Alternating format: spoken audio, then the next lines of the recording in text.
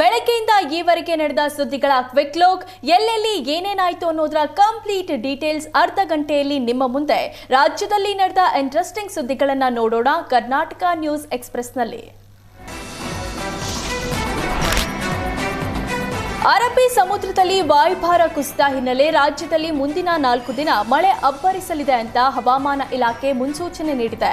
ಉತ್ತರ ಕನ್ನಡ, ಉಡುಪಿ, ಕೊಡಗು, ದಕ್ಷಿಣ ಕನ್ನಡ, ಶಿವಮೊಗ್ಗ, ಚಿಕ್ಕಮಗಳೂರು ಜಿಲ್ಲೆಗಳಲ್ಲಿ ಭಾರೀ ಮಳೆಯಾಗಲಿದ್ದು ಈ ಜಿಲ್ಲೆಗಳಿಗೆ ರೆಡ್ ಅಲರ್ಟ್ ಘೋಷಣೆ ಮಾಡಲಾಗಿದೆ. ಇನ್ನು ಬೆಳಗಾವಿ, ಧಾರವಾಡ, ಹಾವೇರಿ, ಹಾಸನ ಹಾಗೂ ಚಾಮರಾಜನಗರದಲ್ಲೂ ಭರ್ಜರಿ ಮಳೆ ಸುರಿಯಲಿದ್ದು ಈ ಜಿಲ್ಲೆಗಳಿಗೆ ಆರೆಂಜ್ ಅಲರ್ಟ್ ಘೋಷಿಸಲಾಗಿದೆ. ಬೆಂಗಳೂರು ಸೇರಿದಂತೆ ಉಳಿದ ಜಿಲ್ಲೆಗಳಲ್ಲಿ ಗುಡುಗು ಸಹಿತ ಮಳೆ ಸುರಿಯಲಿದ್ದು ಯೆಲ್ಲೋ ಅಲರ್ಟ್ ಘೋಷಣೆ ಮಾಡಲಾಗಿದೆ. ರಾಯಚೂರಿನಲ್ಲಿ ಮುಂಗಾರು ಪೂರ್ವ ಮಳೆ ಆರ್ಭಟ ಮುಂದುವರೆದಿದೆ. ಬಿರುಗಾಳಿ ಸಹಿತ ಮಳೆಯಿಂದಾಗಿ ಮನೆ ಮೇಲೆ ಬೃಹತ್ ಮರ ಬಿದ್ದು ಮನೆ ಸಂಪೂರ್ಣ ಜಖಂಗೊಂಡಿದೆ. ಅದೃಷ್ಟವಶಾತ್ ಮನೆಯಲ್ಲಿದ್ದ 5 ಕುಟುಂಬಸ್ಥರು ಕೂದಲೆಳೆ ಅಂತರದಲ್ಲಿ ಪಾರಾಗಿದ್ದಾರೆ. ಸಿಂಧನೂರು ತಾಲೂಕಿನ ಗೊನ್ವಾರ ಗ್ರಾಮದಲ್ಲಿ ಈ ಘಟನೆ ನಡೆದಿದೆ.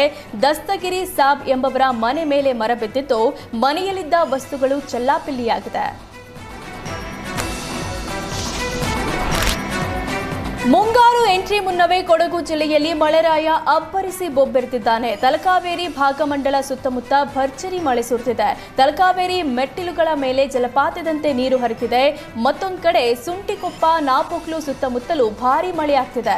ಬಿಟ್ಟು ಬಿಡದೆ ಸುರಿಯುತ್ತಿರುವ ಮಳೆಯಿಂದ ಕೆಲಸ ಕಾರ್ಯಗಳಿಗೆ ತೆರಳಲಾಗದೆ ಜನ ಪರದಾಡಿದ್ದಾರೆ. ಇನ್ನು 3-4 ದಿನ ಇದೇ ರೀತಿ ಮಳೆ ಮುಂದುವರಿಯಲಿದೆ ಅಂತ ಭಾರತೀಯ ಹವಾಮಾನ ಇಲಾಖೆ ಮುನ್ಸೂಚನೆ ನೀಡಿದೆ.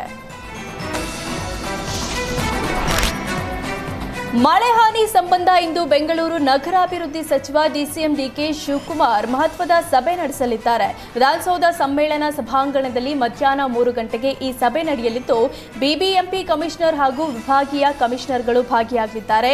ಈ ಸಭೆಯಲ್ಲಿ ಬೆಂಗಳೂರಿನಲ್ಲಿ ಮುಂಗಾರು ಪೂರ್ವ ಮಳೆಯಿಂದ ಉಂಟಾಗಿರುವ ಹಾನಿ ಹಾಗೂ ಮುಂದೆ ಕೈಗೊಳ್ಳಬೇಕಾದ ಕ್ರಮಗಳ ಕುರಿತು ಚರ್ಚಿಸಲಾಗುತ್ತೆ.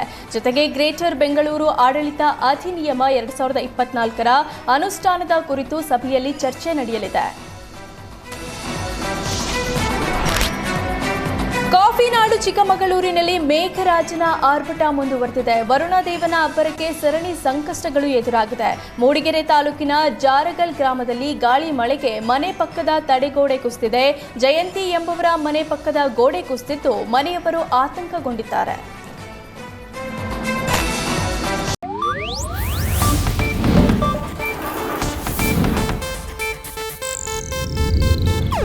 ಇದು ಏಷ್ಯಾನೆಟ್ ನ್ಯೂಸ್ ನೆಟ್ವರ್ಕ್ ಪ್ರಸ್ತುತಿ.